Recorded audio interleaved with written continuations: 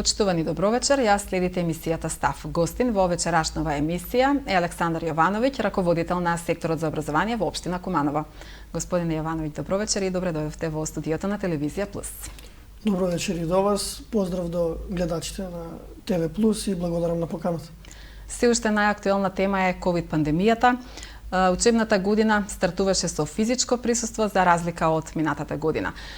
Кажете ни каква е состојбата со COVID-19 во училиштата во Куманово, колку ученици, наставници и вработени во образовните институции има заболени од почетокот на пандемијата?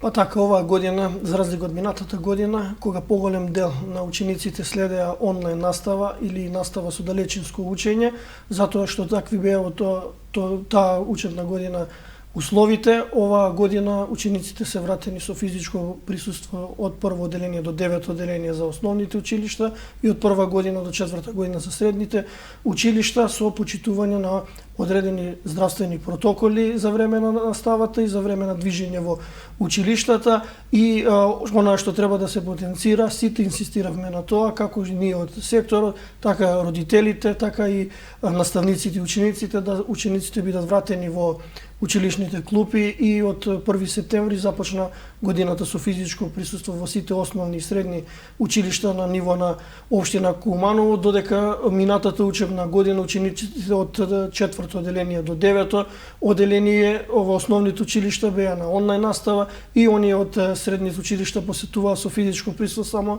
пракса која се одвиваше во училиштата.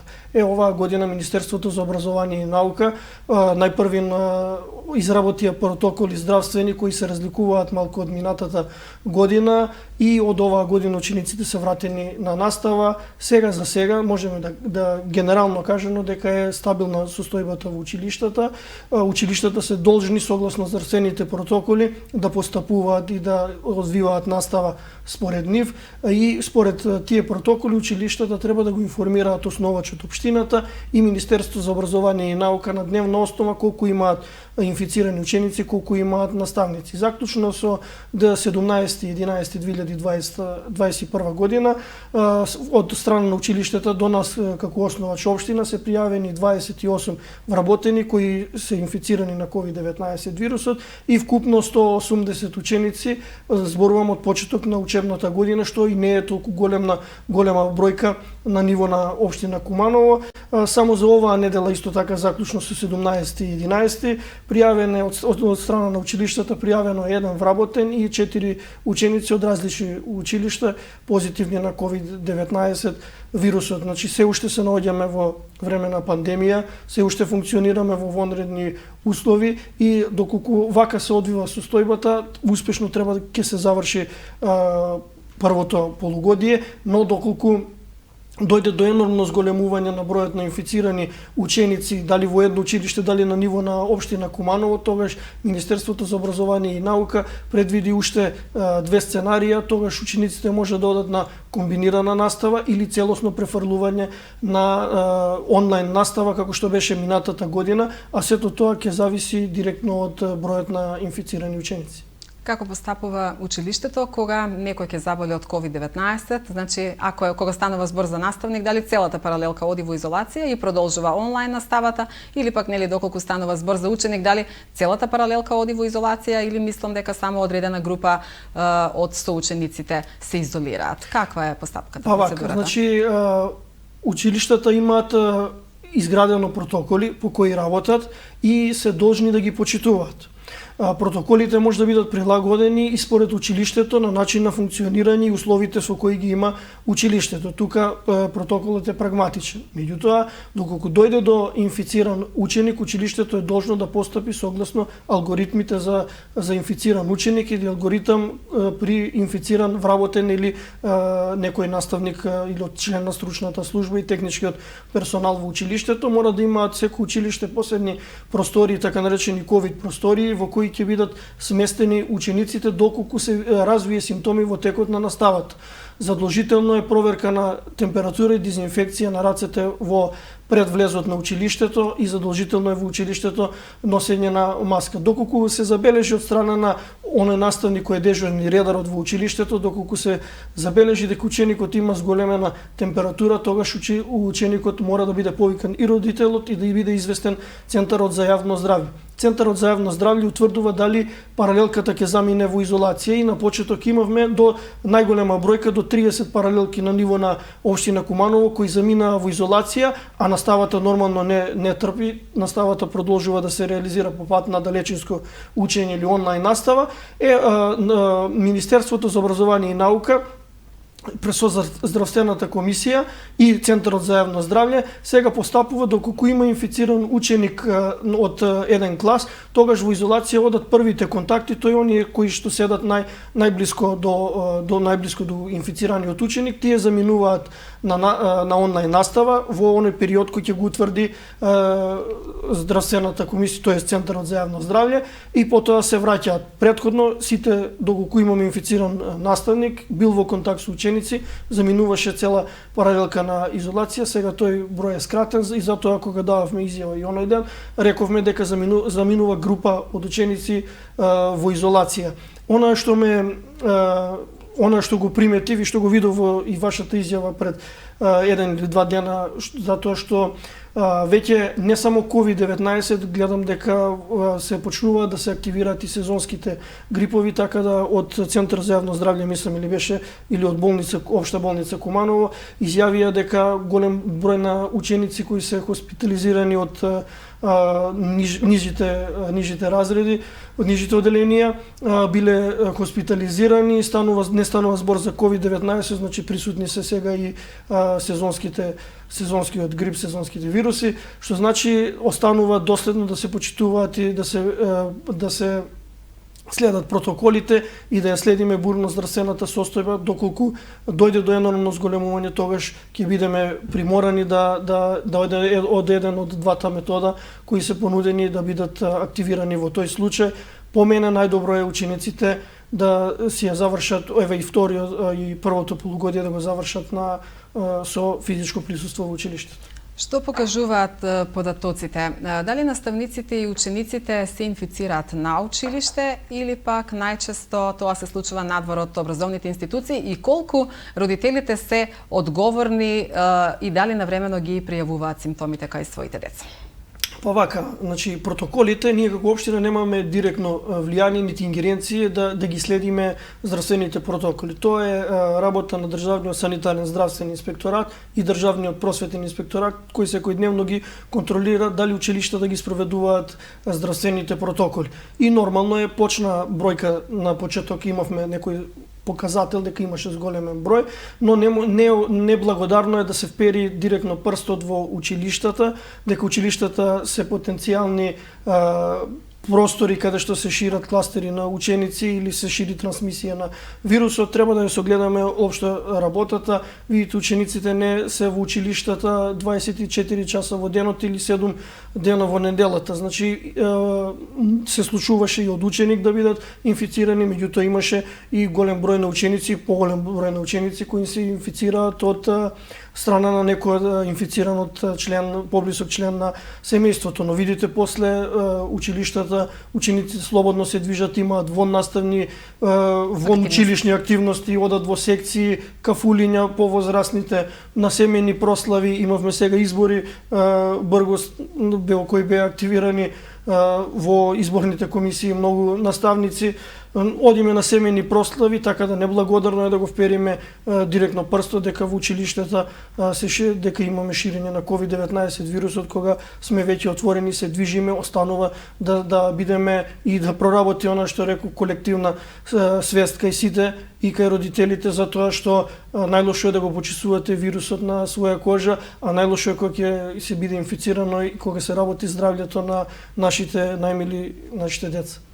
Како раководител на секторот за образование, дали имате информација колку од наставниот кадар се вакцинирани? Министерката за образование и наука излезе деновиве со една информација дека на ниво на државата 75% од наставниците се вакцинирани. Имате ли информација за Куманово?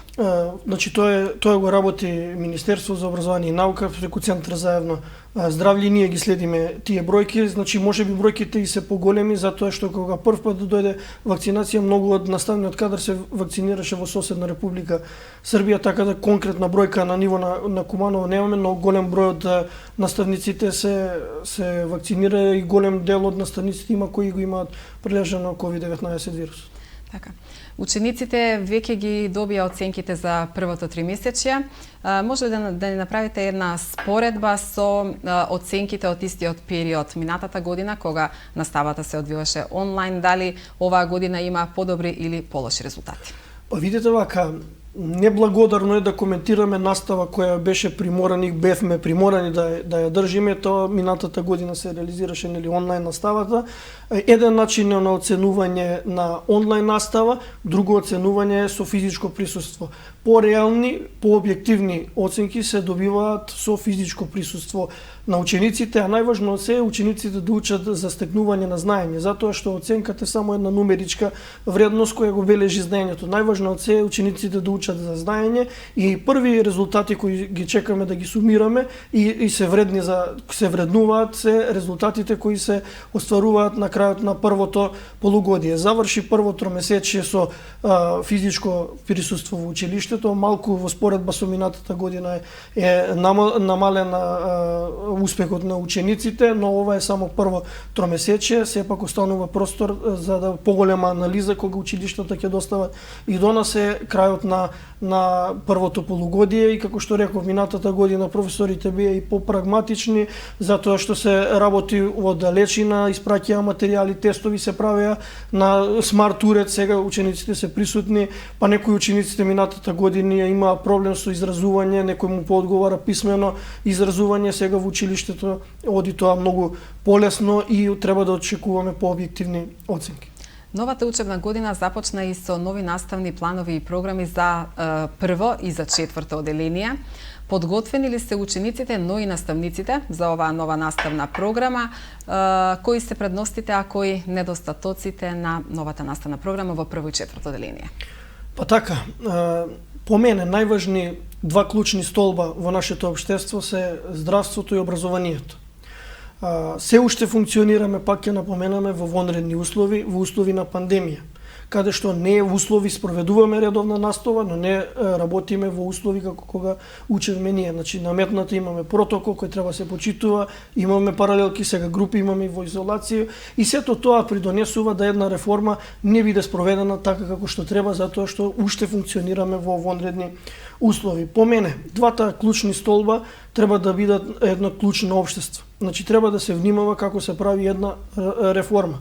Ние во минатото имавме многу реформи кои беа бомбастично најавувани, како што беше екстерното тестирање, кое беше воведено да се следи знаењето на учениците со она изведена оценка на наставници, за да на крај излезе дека ги ловиме наставниците ако се погоди за разлика помеѓу две оценки, па наставниците беа санкционирани и таа реформа замина беше бргу укината и сето тоа и ред други реформи да не ги набројам беа осудени на пропаст. Зошто? Затоа што една реформа по мене за да се донесе пред се треба да биде суштинска и сеопфатна. Многу е лесно да донесеме една реформа која теоретски издржана и таксативно, меѓутоа практично да се спроведе во училиштата со овие ресурси што ги имаме, што располагаме и овие просторни услови, овие капацитети што ги имаме е многу важно. Значи мора истата што ќе биде донесена за да не претрпи одма измени или да не правиме импровизација. Ако правиме импровизација, тогаш тоа не е реформа. Значи мора да биде суштински издржано.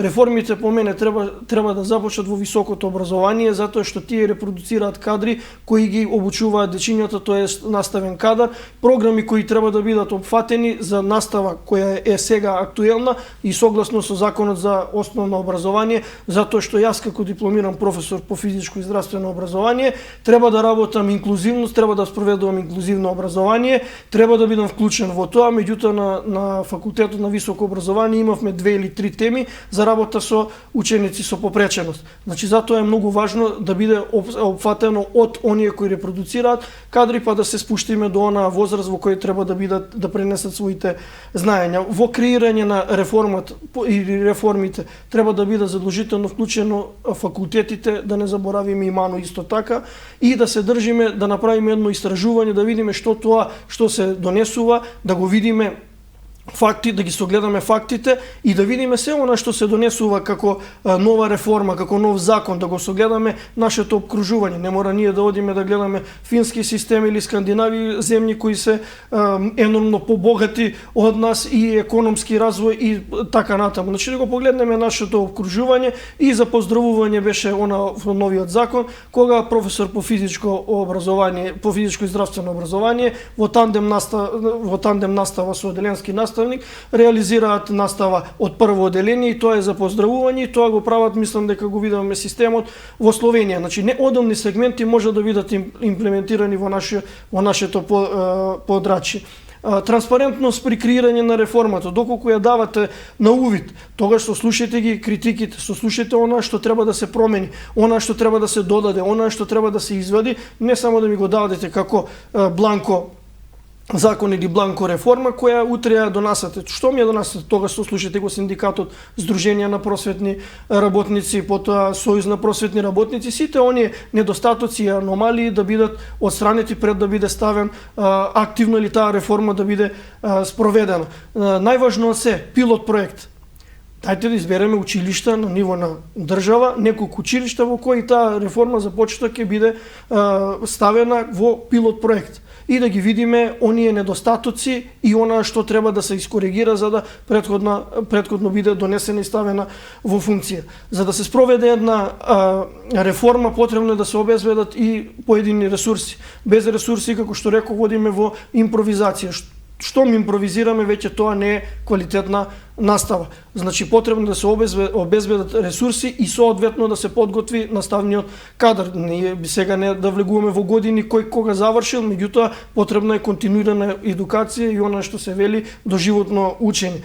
И за сето ова да се опфати е потребен подлог временски период, а пред се услови на редовна настава или редовно функционирање на наставата, затоа што со такви наметнати реформи во минатото, еве гледате сами докаде дојдовме, значи се доведува реформа, па така бомбастично најавена, потоа се укинува и така натаму. Како општина Куманово се вклучивме активно во имплементација на новите содржини сите основни училишта, првим средните беа опремени со смарт уреди, сега се опремени и основните училишта со смарт табли, поделени се 660 таблети во втората бранша и минатата година исто така беа поделени таблети на основните училишта и сега останува само тоа да се спроведе и да се имплементира. Мој лично видување и став, значи ова е моје видување, дека примарен извор за учење на учениците и за добивање на знаење треба да остане учебникот, а како секундарни да бидат, може да се користат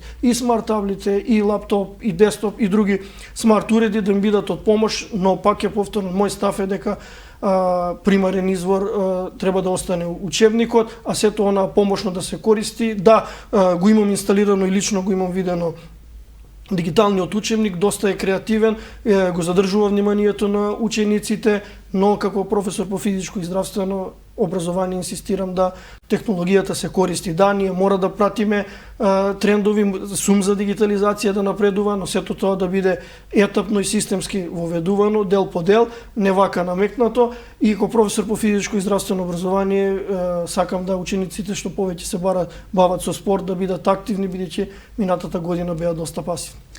Податоците од секторот за образование покажуваа дека и оваа година продолжува трендот на запишани помал број првачења во однос на родените во конкретната година кои што треба да тргнат на училиште.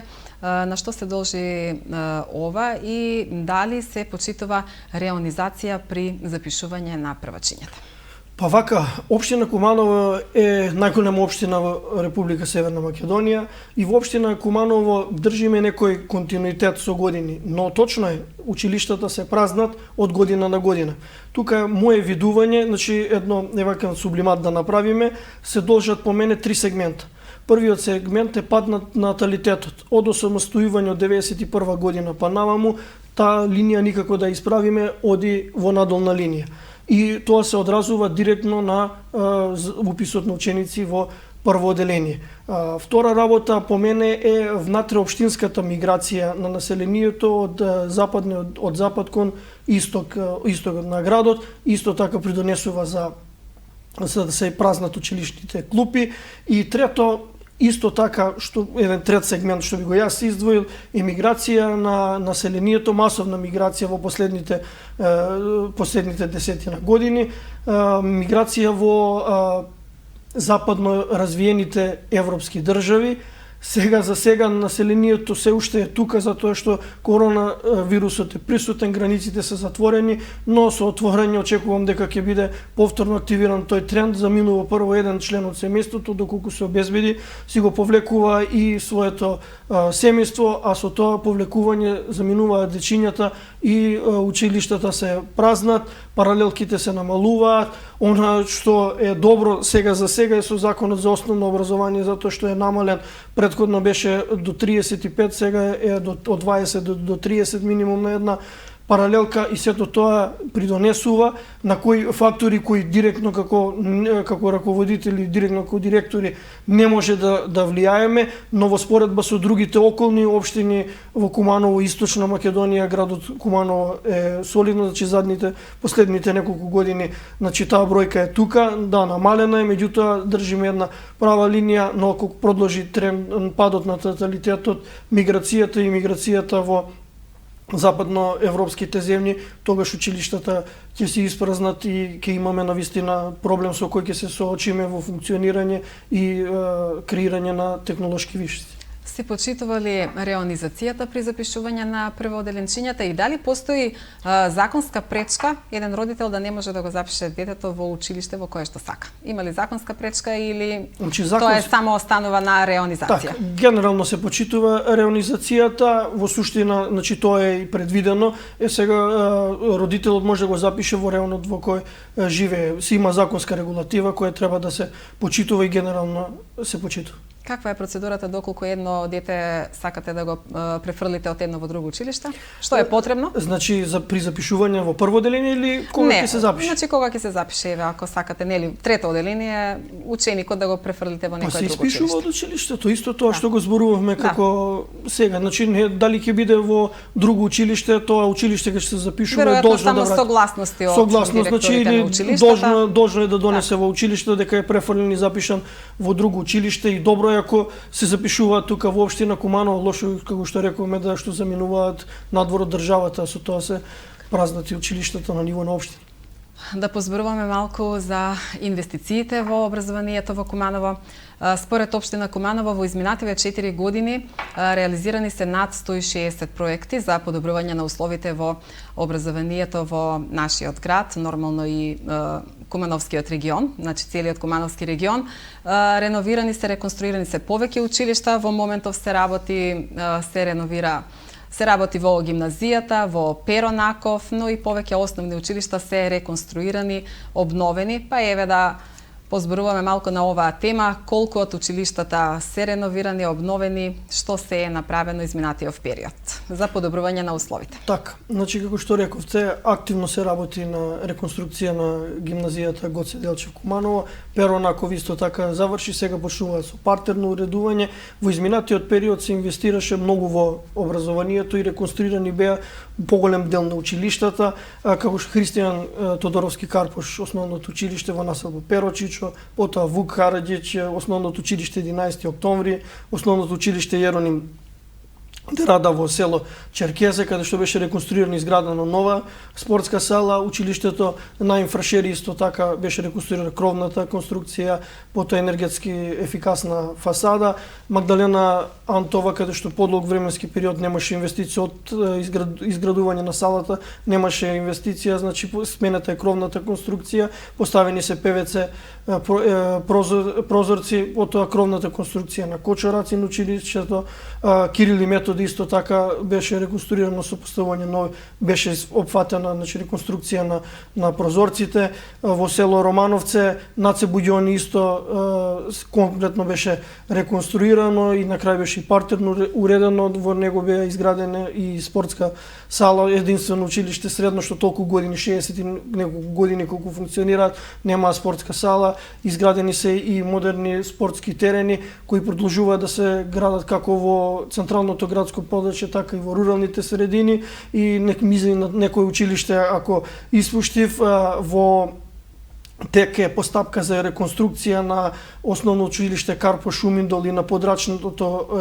истурено училиште во село Љубодрак, потоа браќа Миладиновци во подрачното училиште Пчиња, Кочорацин во подрачното училиште Билјановце и Битолски конгрес село Лопате ќе бидат опфатени реконструкција на санитарните чворови, како што рековме веќе во теке реконструкција на средното општинско училиште Перо Наков и гимназија Гоце Делче, а за другите подрачни училишта исто така е во подготовка сме на документација за реконструкција, бидејќи во овие училишта навистина со години не беше ништо имплементирано во изминатиот период, како што реков, се вложивме максимално, голем дел од проектите се работат во Куманово план, голем дел од проектите и училиштата сами изготвија, ги аплицира и добро е да конечно добиеме училишта како што треба. За сето тоа не може да се направи, не би толку едноставно, нити толку лесно, потребно е долга постапка и процедура за да се исполни сето тоа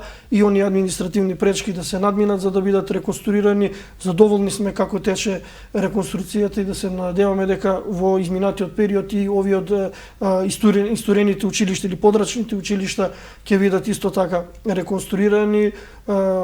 Треба разбирање, ги разбираме и родителите, ги разбираме и наставниците, значи толку временски период имаат работено во такви услови, но го следиме тој тренд, ќе продолжиме во тој чекор да се имплементира, затоа што ако немаме добри услови, како што рековме, не може да испроведуваме реформи. Паралелно на тоа опременти се сите основни училишта со смарт табли и смарт уреди.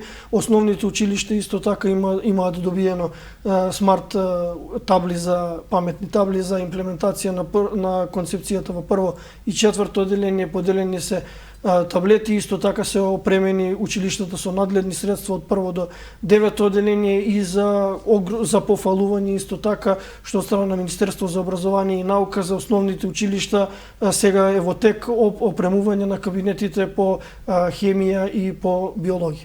Според тоа што го кажате, значи не се инвестира само во централните училишта, туку се вложува и во подрачните училишта, каде што во најголем број случаи навистина има несоодветни услови, нема училишни спортски сали.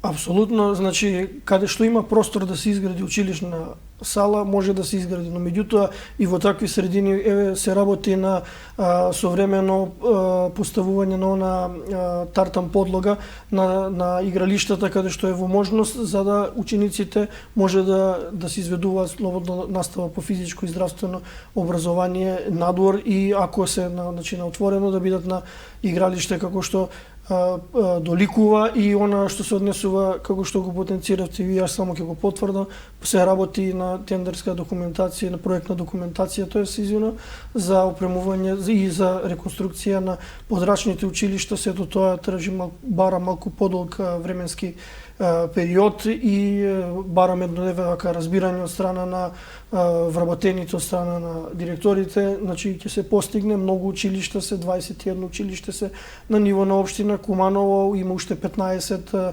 подрачни истурени училишта, значи тоа е огромна бројка на објекти кои со години не беа реконструирани, не беше вложувано и сега веќе одиме по тој пат, значи трасиравме еден пат и само да го задржиме тој пат за да бидат реконструирани и нормално е да не ги делиме училиштата на централни и на рурални. Голем број од училиштата имаат ново изградени училишни сали, зборуваме за изминативе неколку години, но основниот проблем е што тие ново изградени училишни сали не се приклучени на централното грејење на училиштата. Па кажете ни како се загреваат овие училишни спортски сали, бидејќи има случаи во дел од кумановските училишта, салите и во тек на зимскиот период воопшто не се загреваат. Па вака, голем дел на училишта кои имаат градено паралелно со градење на училиштата е градена и спортска сала. Тогаш се поврзани на тоа централно грејање. Сега во некои училишта спортските сали не се во слоб на училиштето или се малку поодалечени од централниот објект во кои не можат да ги приклучат на таа котлара која е веќе поставена систем за затоплување на училиштата. Тогаш училиштата се снаоѓаат со внесување на грејни тела, а за нив за поедини училишта кои има ваков проблем е наручен проект за поставување на ново затоплување да биде поврзано и на училиштата, на училишното затоплување, но најголем дел се поврзани оние што се постаро изградени со училиштата, но ново изградените бараат дополнителни инвестиции за да се поврзе на тоа грејање или да се приклучи ново грејање, така да во новите сали кои се изградени сега во блиското минуто се снабдуваат со внесување на дополнителни грејни тела и на тој начин се затоплуваат училиштата. Значи тој е начинот кој може и ќе продолжи да се функционира, но пак ќе кажам ќе треба доста време за да се изготви прво проектната документација, да биде одобрена, за да бидат најдени финансии за да се приклучи тоа, но во вакви услови училиштата се должни да обезбедат грејно тело кое ќе ја затопли спортската сала и во овие услови. Уште еден, така да кажам, проблем со кој што се соочуваат учениците, односно родителите, на кои што имаат поплака е училишниот превоз, особено во руралните средини, имаат поплаки дека учениците несоодветно се превезуваат во несоодветни автобуси, дека не ги исполнуваат критериумите за училишен превоз, каде родителите да се обратат и каде да го пријават проблемот? Долгогодишен проблем е грејањето, превозот на учениците и треба да ја запазиме она законска постапка. Да точно доаѓаат родителите и кај нас, ние ги посоветуваме. Училиштата се правни субјекти. Имаат лица кои го водат училиштето, кои раководат и имаат органи на управување во училиштето. Тендерската постапка ја прави училиштата. Значи тие склучуваат превоз, тоест договор со превозник, кој е должен да обезбеди соодветен превоз. Сите аномалии и недостатоци, слободно ги охрабрувам родителите да си реагираат до директорот, училишните одбори, а тие не телефонски да се обратат затоа што некој не ги земало таа локација, ненавремено ги земало таа локација или несоодветен превоз, стари автобуси или не знам што имаат уште проблеми, значи должни се да се обратат до директорот, а директорот и училишниот одбор, наставничкиот совет исто така ќе си реагираат написмено до превозникот кој е должен да го спроведува превозот на ученици согласно тој договор што го имаат подпишано, согласно ова што го имаат дадено и се должни да го испочитуваат, бидејќи од друга страна некој вели бесплатен превоз. Не е бесплатен превоз, одобрен е од страна на Советот на општина Куманово, распишана е тендерска постапка, имаат добиено тендер, склучено имаат договор со училиштата, тој договор треба да биде испочитуван затоа што секој месец си наплаќаат фактури за она што го спроведуваат. Затоа било која реакција да биде од страна на директорот директно написмено до превозникот, а превозникот си е должен тоа што го има подпишено и да го оствари. Само на таков начин ќе биде надминат овој проблем, не со телефонски јавувања, бидејќи со телефонско јавување не се склучува договор. Значи што ми имаме забелешка, должни сме да се достави написмено од училиштата и превозникот да реагира согласно договорот. Во јавноста се повеќе се зборува за инклузивно образование, но дали училиштата во Куманово се инклузивни? Дали сите училишта имаат пристапни патеки? Недостасуваат ли лифтови, тоалети за лицата со попреченост? Има ли доволен број на образовни асистенти? Вака, училиштата, ќе почнеме од она инфраструктурен дел, се градени последното училиште, мислам дека 80 и некоја година Кочорацин изградено на општина Куманово и сето ова што го правиме го прилагодуваме за учениците со попреченост. значи ние не градиме ново училиште, тогаш може да биде опфатено и тоалет, и пристапна рампа и така натаму. Значи сега ние ги прилагодуваме постоечките услови што ги имаме, ги модифицираме, ги прилагодуваме, бидејќи инклузивноста е долг период, инклузивна настава не може да кажеме почнуваме од септември, а ние не подготвени за тоа, значи бара еден подлог временски период, што значи инклузивност, значи да бидат сите вклучени, за сите да биде достапно училиштето, да нема сегрегација, да нема делење, да нема групирања, затоа и е потребно на лицата на учениците со попреченост да имаат пристапни рампи. Централните училишта и поголемите училишта веќе тоа го имаат сторено. Како директор, кога бев на училиштето Крстен Мисирко, немавме простор внатре во училиштето да имплементираме лифт, но се снајдовме преку проектот од Североисточен плански регион и Швајцарската амбасада беа достапни дадени на употреба гасеничари или лифткар возила со кои се искачуваат учениците од еден спрат на вториот и третиот доколку имаат настава во некој кабинет или на некој од спратовите, и истите не се во собственост на Крстен Мисирко, туку се за целата општина, значи каде и да има потреба, веќе отстапивме еден на користење на училиштето додека бев и јас директор, остапивме на училиштето на Вук Караѓиќ каде што има ученици на кои им е потребно, така да секој на училиште кое во момент не може да се постави лифт, слободно нек се обратат до училиштето Крстен Мисирков за потребна, значи за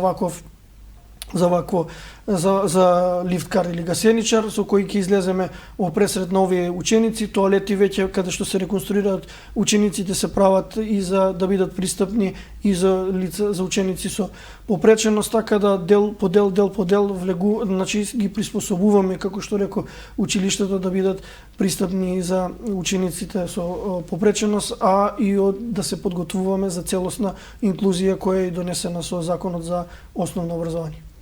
Ви сте дипломиран професор по физичко и здравствено образование, член сте на Сдруженијето на спортски педагози, кое што имаше низа активности по повод Европскиот ден на спортот во училиштата.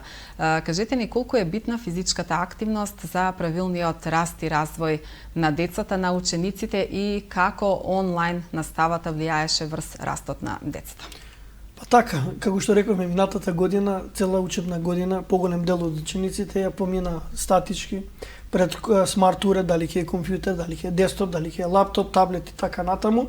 Значи бевме приврзани да мора да се реализира таква настава, која денеска чувствуваме последици од таа пасивност, од таа статика на учениците. Сега кога се вратите ни веќе во училиштата, веќе може да работиме и настава со физичко и здравствено образование, родителите си ги водат учениците и на дополнителни вонучилишни активности.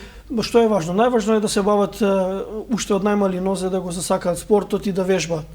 Покрај тоа, паралелно со тоа е да се работи на правилна исхрана на учениците и да стекнеме навика за вежбање. Кажав дека за поздравување, што наставник по физичко и здравствено образование во тандем настава со оделенски наставник од прво, второ и трето оделение веќе имплементираат наставен процес, и тоа е за огромна пофалба и мора да влијаеме на здравјето на учениците, бидејќи тие навики се учат уште од најмала возраст. Да, членството, како што рековте, на Сдружение на просветни работници на Куманово, председател е мојот пријател професорот Југослав Спасиќ, и реализиравме доста активности со Сдруженијето и општо од наставата и спортот. Започнавме првин во гимназијата Гоце Делчев семинар за континуирана едукација на наставниците и тренерите, потоа тоа беше локален семинар. Минатата година направивме државен семинар, онлайн семинар за реализација на онлайн настава по физичко и здравствено образование со снимање на 3D видеа, монтажа на видеа, како да се реализира настава. И ова, како што рековте, втора година поред се реализираше Европски ден на спортот во училиштата. Минатата година студиото беше сместено токму во Крстен Мисирков, каде што бев директор. Следеа вклучувања на професорот Филип Колевски од споменик Костурница, потоа вклучување директно на спортисти и професори од нашето училиште, но оваа година бидејќи наставниците и учениците се вратени со физичко присуство во училиштата, се реализираше Европски ден на спортот во училиштето на споменик Костурница, каде што имаше одлично дружење не само од нашата општина и од Старо Нагоричане. Учениците се вклучија во одбележување на Европски ден на спортот во училиштата, другаруваа, работеа метод на станици, штафетни игри и така да мислам дека ова ќе продолжиме и во континуитет да го одбележуваме Европски ден на спортот. Оваа година организацијата падна на нашата општина, општина Куманово беше домаќин на Европски ден на спортот во училиштата. Како раководител на секторот за образование во општина Куманово, која би била вашата порака првим до учениците, но и до родителите, бидејќи еве за месец и пол е првото полугодие?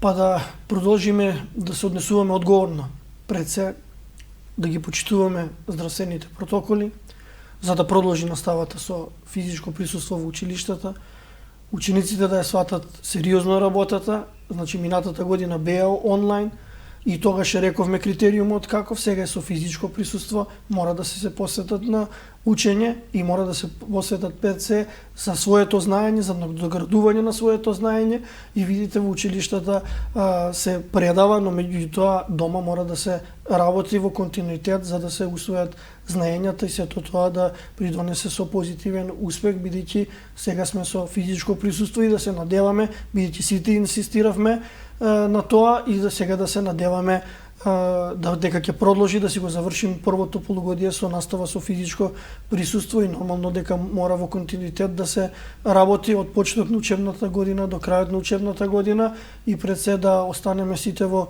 добро здравје за да може да продолжиме да функционираме. Се надевам дека вашиот апел ќе допре и до учениците, но и до родителите да продолжат одговорно да се однесуваат и на училиште, но и дома. Ви благодарам уште еднаш на гостувањето. Во некоја следна прилика ќе поразговараме за уште теми. Ви благодарам на поканата. Почитувани гледачи, тоа беше се за вечерва. Останете со програмата на Телевизија Плюс. Пријатна вечер.